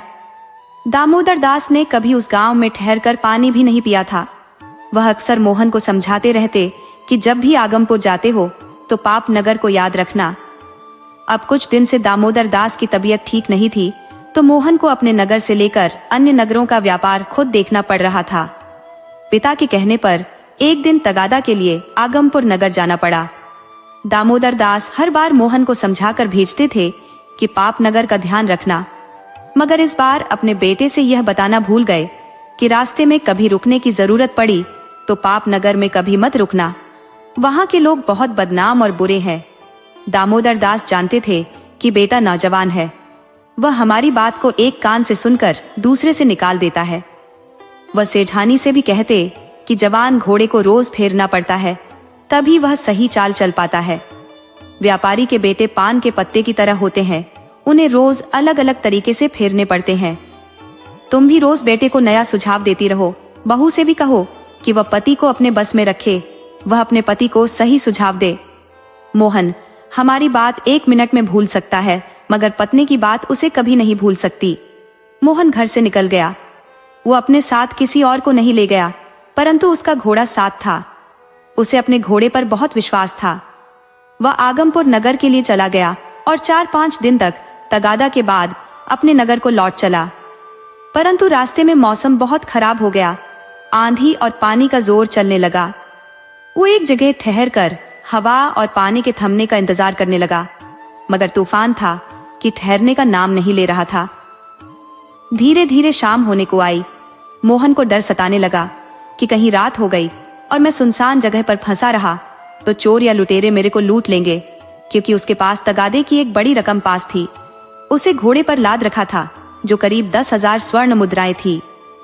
धीरे धीरे पानी का जोर थम गया। हवा भी रुक गई तो मोहन किसी सुरक्षित स्थान की खोज में आगे बढ़ने लगा, परंतु वह ज्यादा दूर नहीं जा सका। रास्ते में घनघोर अंधेरा छा गया। उसे अब रास्ते में कोई आदमी नहीं दिख रहा था। वो डरते डरते धीरे धीरे आगे बढ़ रहा था।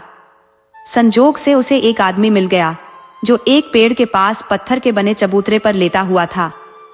मोहन को अब भरोसा हो गया कि आसपास कोई गांव है, तभी तो यह आदमी निडर होकर आराम से सड़क किनारे लेटा हुआ है। उसने उस आदमी के पास जाकर पूछा कि भाई, आसपास कहीं कोई सराय है? उस आदमी ने बताया, नहीं, यहाँ दूर दूर तक कोई सराय नहीं है। तो मोहन ने पूछा, तो क्या आसपास गांव है और गांव में कोई ऐसा आदमी है जिसके घर ठहरा जा सके? उस आदमी ने बताया कि गांव तो है, परंतु कोई भी घर किसी भले आदमी के ठहरने लायक नहीं है। अच्छा होगा तुम अगले गांव में चले जाओ, वहां के लोग नेक दिल इंसान है। मोहन ने पूछा, अगला गांव कितनी दूरी पर है? तो वह आदमी बताया कि यही कोई 5-6 कोस की दूरी पर है। मोहन बोला, भाई क्यों मजाक करते हो? रात में 5-6 कोस चलना क्या आसान काम है? क्या अंधेरे में मेरा घोड़ा चल पाएगा? हम घोड़े के साथ कहीं गिर भी तो सकते हैं। आप मजाक छोड़ो और मुझे यहीं आसपास कोई सुरक्षित स्थान बताओ। तो वो आदमी बोला कि तुम सचमुच सुरक्षित स्थान पर ठहरना चाहते हो तो इस गांव से बाहर चले जाना। वहां एक बूढ़ा आदमी रहता है। वह अपने जमाने में मशहूर चोर था, परंतु अब एकदम साधु बन गया है। आप उसी के पास चले जाओ। तुम भूल से भी गांव में मत रुकना। कोई कितना भी लालच दे तब भी मत रुकना। अच्छा भोजन और ठहरने का स्थान दे तब भी मत रुकना। मोहन ने सोचा, यह आदमी कुछ सिर फिरा लगता है। भला ये कैसे हो सकता है कि पूरा गांव चोर हो और वो बूढ़ा चोर साधु कैसे है? मैं तो किसी के भी पास रह लूंगा। उसे नहीं पता था कि यह गांव पाप नगर है, जिसके विषय में मेरे पिता, माँ और पत्नी भी मना कर चुकी है। वह अंधेरे में ही गांव में चला जा रहा था कि उसे एक आदमी मिला। मोहन को बहुत थकान हो रही थी। वो थक कर चूर था, ऊपर से भूख भी बहुत लगी थी। तो उसने उस आदमी से पूछ लिया, भाई कोई ठहरने की जगह मिलेगी? उसने कहा, आहा, क्यों नहीं, हम तो मेहमानों की सेवा के लिए ही यहाँ खड़े हैं। मोहन बोला, मुझे भूख भी लगी है, भोजन भी चाहिए। माता, वो आदमी बोला, सेठ जी, आपको यहाँ हर सुविधा मिलेगी, आपको कोई शिकायत का मौका नहीं मिलेगा। अभी आपके सामान को हम घर के अंदर सुरक्षित रखवा देते हैं और उसके बाद हम आपके घोड़े को भी सुरक्षित अस्तबल में बांध देते हैं। फिर आप इत्मीनान से भोजन पाइए। मेरी पत्नी ने अभी अभी ताज़ा भोजन बनाया है। अगर आप थक गए हो तो मेरी पत्नी आपके सिर की मालिश भी कर देगी। वैसे भी तुम मेरे बेटे की उम्र के हो तो मेरी पत्नी भी तुम्हारी माँ ही लगेगी। मोहन को लगा कि इससे अच्छा तो कोई जगह मिल ही नहीं सकता। वह उस आदमी के घर ठहर गया। आदमी ने घर के अंदर एक कमरे में ठहरा दिया। उस आदमी की औरत ने मोहन की खूब सेवा की, हाथ पैर और सिर की मालिश भी की, लजीज व्यंजन खाने को दिए। मोहन ने सोचा, कितने भले लोग हैं और वह बदमाश आदमी हमें चोर के घर भेज रहा था। मोहन आराम से खा पी कर सो रहा। सुबह उठा तो उसके पास उसकी मोहरों से भरा थैला नहीं था। वो अपने कमरे में अच्छी तरह देखा, परंतु थैला कमरे में कहीं नजर नहीं आया। उसने सोचा, शायद घर वाला आदमी थैला को मेरे घोड़े पर रख दिया हो, परंतु बाहर तो घोड़ा भी नहीं था। उसने घर वाले से कहा कि भाई, मेरा थैला और घोड़ा कहाँ है? तब उस आदमी ने बताया कि थैला तो आप अपने पास ही रखे थे, अब आप जानो कहाँ रखे थे। रही बात घोड़े की, तो वो रात में ही कहीं भाग गया। शायद आपके किसी आदमी ने उसे गायब कर दिया है। मोहन बोला, ये क्या बदतमीजी है? आप मेरा सामान और घोड़ा वापस करें, वरना मैं आपकी शिकायत गांव के सरपंच से करूंगा। वह आदमी यही तो चाहता था कि यह मामला किसी तरह सरपंच के पास चला जाए। सरपंच की योजना के अनुसार ही गांव वाले रोज किसी न किसी मुसाफिर को लूट लेते थे। उस लूट में सरपंच अकेले आधे का हिस्सेदार बन जाता था। उस आदमी ने कहा कि अच्छी बात है, हम सरपंच से ही फैसला करा देते हैं। दोनों सरपंच के पास गए। मोहन ने अपनी व्यथा सुनाई कि मेरे पास 10,000 मोहरें थी और एक उम्दा किस्म का घोड़ा था, इस आदमी ने धोखे से गायब कर दिया है। सरपंच ने कहा कि तुम्हारे पास उतनी मोहरें और घोड़ा होने के सबूत क्या है? बिना सबूत किसी पर झूठा दोष कैसे लगा सकते हो? क्या तुमने इस आदमी के यहाँ ठहरने का और भोजन के खर्चे दे दिए थे?